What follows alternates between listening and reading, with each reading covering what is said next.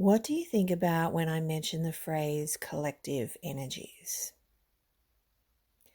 Have you ever thought about how many aspects of your life impact your energy?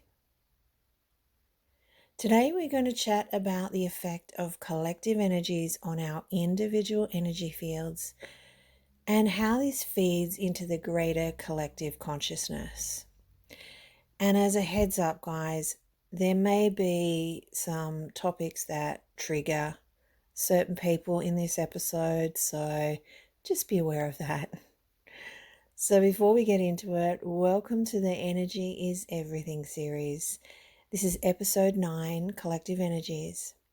If you're new here, welcome. My name is Lyndal, and if you have any questions, please feel free to drop them in the comment section, or you can reach out to me directly via email if you want to work with me personally for self-discovery coaching or intuitive readings.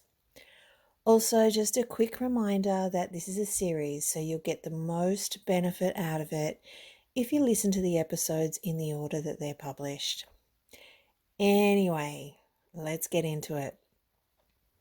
So let's start with collective energies. So what exactly is it? When we think about collective energies, we probably think about society as a whole, but it's a lot more layered than that. Every group or movement, whether big or small, creates a momentum of energy. And not only that, but we have inherited or genetic collective energies also. So let's pull it apart and look at some examples. Take a moment and think about your life. Where did you grow up? What was your culture? Were you involved in any type of religion? All these factors and many, many more play into the concept of collective energy. But what do I mean by this? Let's look at religion, for example. And as I said in the intro, guys, heads up, this may be a huge trigger for some people. If I think about religion, I think about a group of people all believing, whether right or wrong, in the same principles, concepts, and ideals. Take the Catholic Church and its stance on homosexuality, safe sex, women in the church, and divorce, for example. What do you think the collective energy would be coming from a room full of Catholics if a bisexual woman who recently divorced her abusive partner and had dreams of becoming a Catholic priest walked into the room?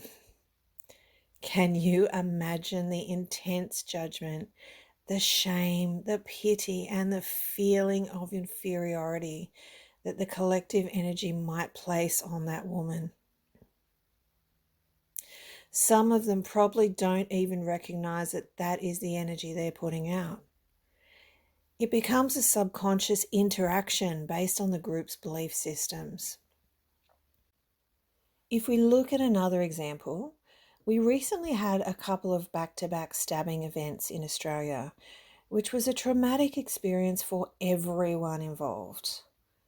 While I won't take away from the gravity of those situations, I was acutely aware of how the media outlets were inciting fear and hatred within the collective, and how this energy was spreading. I've seen this many times where there've been high media and worldwide exposure to devastating events, whether they be man-made or natural. Everyone will resonate with some sort of group or movement, whether it's the collective energies of women or men in general, to specific groups with alternative beliefs, rules, and concepts. Being a part of one of these groups and playing within these collective energies can give us a sense of belonging, like we are not alone. Yet when you look at it from a higher perspective, it is simply promoting separation. That we are all separate from each other and not all part of one beautiful existence. Can you imagine if we all joined the group of spiritual beings having a human experience? What do you think the collective energy would be from that group? Unity, acceptance, appreciation, understanding, compassion. Wouldn't that be a wonderful group to join and be part of? While I want to go into the topic of unity with diversity in more detail down the track, I'll just say this. All it takes is to think of every one of us from a place of unity with diversity, to shift the energy of separation. Imagine us all being cells in one beautiful human body, all with different functions and purposes, structures and roles, but all working together and embracing their differences as one unit. So when you take a minute to think about all the collective energies that you engage with in your life, you will understand the complexity and impact of our energy on others. There is no denying that collectively we can achieve a lot coming from a high frequency and vibration, just as much as we can also destroy with lower level collective energy.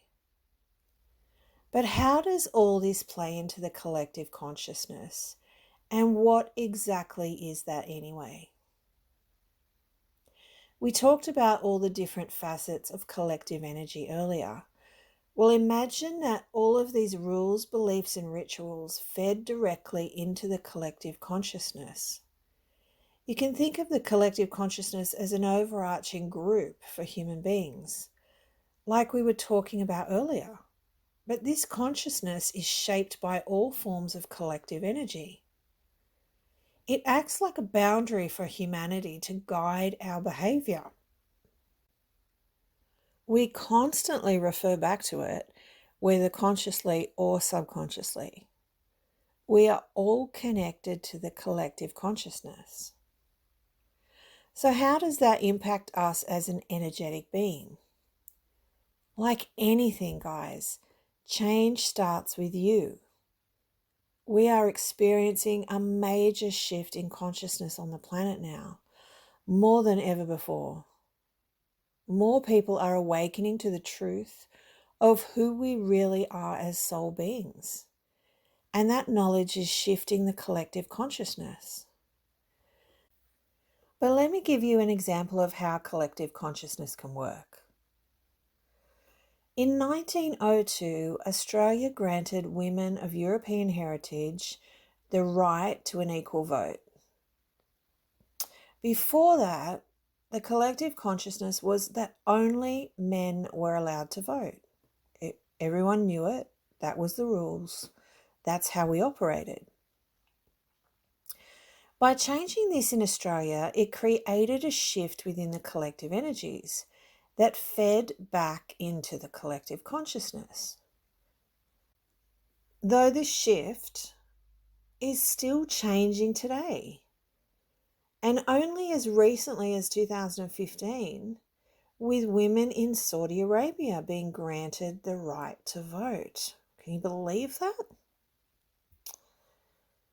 The thing is, one person, one group can facilitate change in the collective consciousness.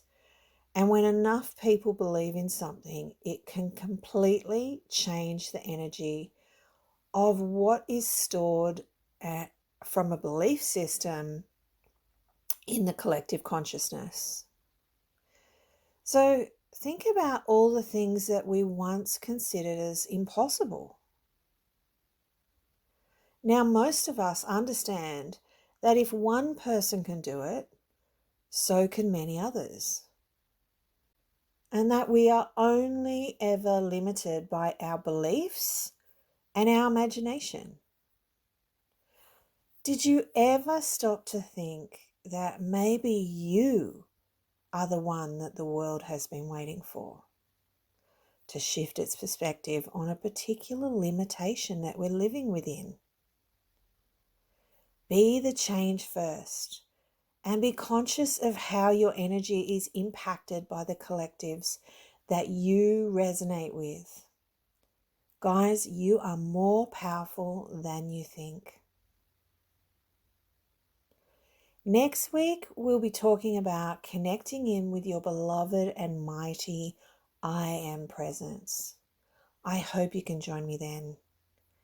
As always, unconditional love from my heart center to yours. See you soon.